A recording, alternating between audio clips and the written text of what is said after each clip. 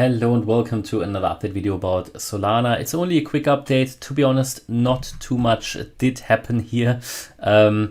It's a bit sad because Bitcoin did rally a little bit today. Ethereum did rally a little bit today. Solana can't really get off the ground really, you know. It's really looking like we're rolling over a little bit here. Like that. It's nothing, again, nothing where I can say with confidence the low is in. I can't say with confidence the low is not in. And you know, these are the moments where you just don't have a proper trade setup. As I said in the previous video, there is of course a chance that we bottomed out here. We've got a bit of a, you could say, a triple bottom. In reality, these often don't work out, even though it's often proclaimed they do. The problem is that when you come back to the same level again and again, like a 90% retracement, 99% retracement, it is actually often not bullish. But it's possible. It's possible, and as always, when you come back to support, these are potential lower risk setups, as you know, a long position entered quite close to support with a stop loss set below that support, with a possible target which is quite far away from support, is quite a good low risk, high reward setup. Nevertheless, as I said before, there are other coins which have more probable setups, because this first wave that moved up here from the low at $26 in a 1, 2, 3, 4, 5 pattern is a diagonal. These are not that reliable. Why is that? Because they are not a clean impulse. They are not a clear impulse. In fact, they are a diagonal. They are not an impulse at all.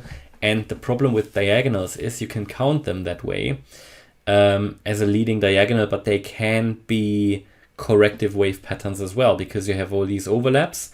In the end, you don't really know if it is already a bullish move until the pattern has played out. Therefore, they can always be corrective as well. And they don't give much confidence, right? But, you know, I have to admit, we did obviously hold the $30.50 level, this highly, highly relevant support range that I've been talking about since middle of August, end of August, yeah, has been holding.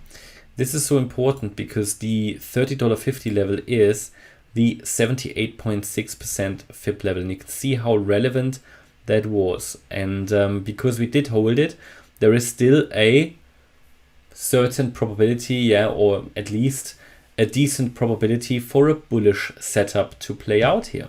Because only really if you break below the 78.6% FIB level, it is something where I would say the bullish pattern is not reliable anymore. But what we need to understand is that a diagonal pattern here already is not that, let's say, not that credible, not that reliable in itself. And then we can't really get off the ground here at the moment. So these are things where I'm saying there are other coins that do it much better. And also what is coming off here now to the upside isn't really great. Yeah, I mean, we've identified this as a potential ascending, broadening wedge, which already lost it again here today. And even this latest move here is a lower low. That is just not good. And this could, in fact, if it now makes a lower high, I think we're going to roll over. And in that scenario, then we wouldn't even reach the target area. But this is still on the radar here, that we are going to move a bit higher, possibly in a wave 2.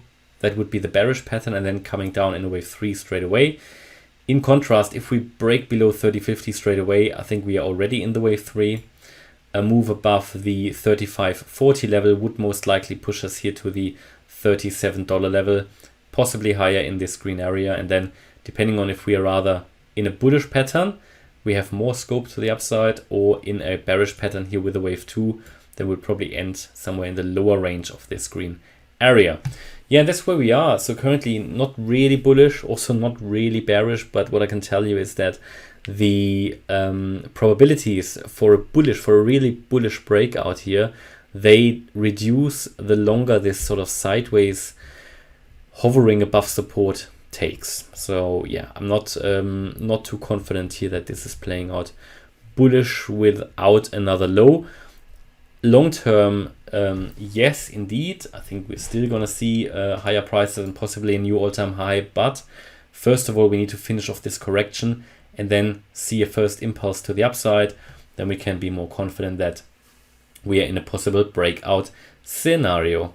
Yeah, and that's my update about Solana. Hope you liked the update. If you did, please hit the like button, leave a comment and subscribe.